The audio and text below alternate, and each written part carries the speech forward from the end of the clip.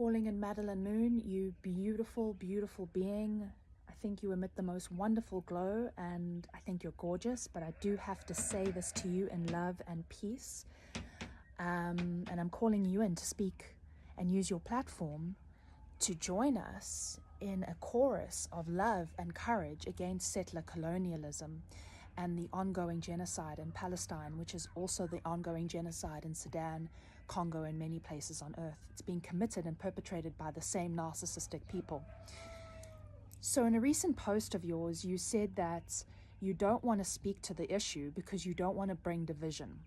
So you have equated speaking to and announcing in some way like that this is not okay. I'm going to tell you that I stand here against genocide, against settler colonialism. You have equated doing that with concepts of bringing division and separation. And I'm going to explain to you why I think that's flawed thinking, and I hope you can receive it and do with it what you will. Throw it away if you don't dig it, okay? So as a person who works in the space of relationship, right, which is what you do, when I used to be in a toxic relationship, narcissist codependent relationship, if I went to my partner with an emotional need and I was like, hey, I'm being hurt here in this way, this is really affecting me, can you meet me here, can you meet my need? My partner would then twist that and make me feel like my need was the problem. So he would use a form of narcissistic gaslighting or covert narcissism to undermine the need and make me feel confused about having my need in the first place. And that was my codependent problem, right? Easily manipulated into being like, oh yeah, maybe I'm the problem here. Maybe I'm bringing division. Do you understand what I'm saying? There's a connection here between healthy relationships and being able to announce one's pain in the public sphere as well. Announcing that that is problematic. What's happening in Palestine and many places on earth is evil, and you don't stand with that. That's not you being divisive. That's you announcing your needs healthily, where you stand. And if anybody comes to you and starts to persecute you or undermine you or make you feel bad about that, that's them trying to effectively gaslight you with narcissistic techniques.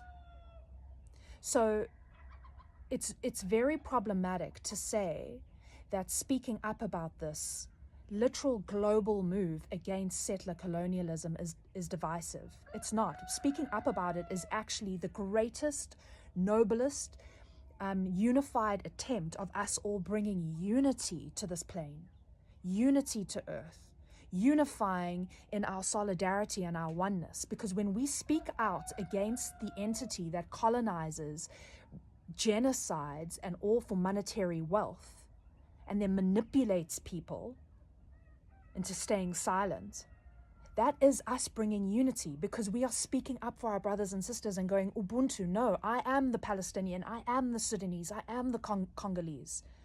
It's not bringing division to speak up, it's actually bringing unity. Just like in a relationship, if you take your need to your partner, maybe it's uncomfortable to say, like it might be, I know it's uncomfortable to speak up, sure.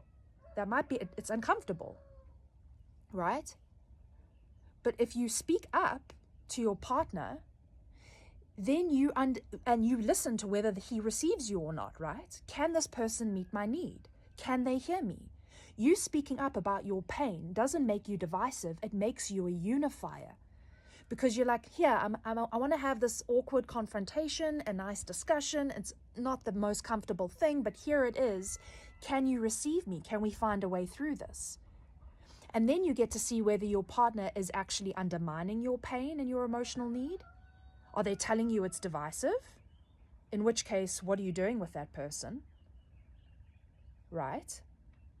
So only when we speak up do we get to understand who is actually meeting us in our lives. And yeah, if you speak up on your platform, believe me, there's going to be a few people that come at you hard. I had this experience. You get heavily persecuted.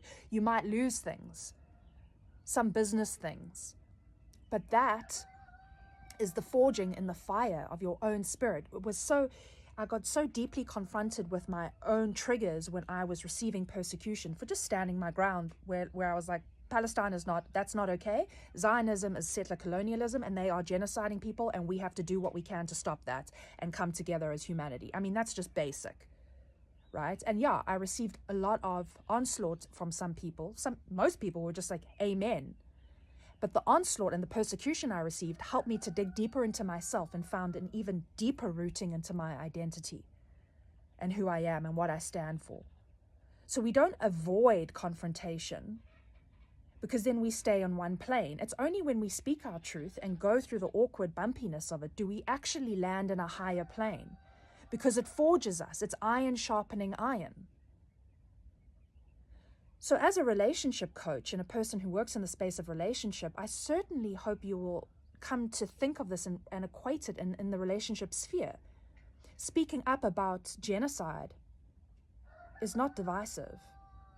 It's announcing a need in a relationship. It's announcing a global collective need. It's announcing what I need. If my husband is beating me, I'm going to say, hey, I'm having a problem with this emotional manipulation or this physical abuse. That's not me bringing division. That's me being sovereign. You must see this. Surely you see this, sister. Come on. Come on. And it's not too late. It's not too late. Just go there. It's fine. We're all finding our way through this.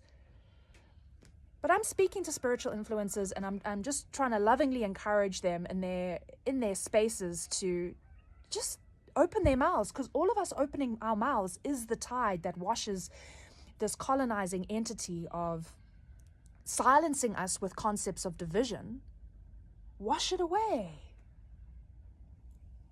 So I love you. Take it, leave it. I really say this with love in my heart for you. And I send you the best. And aho.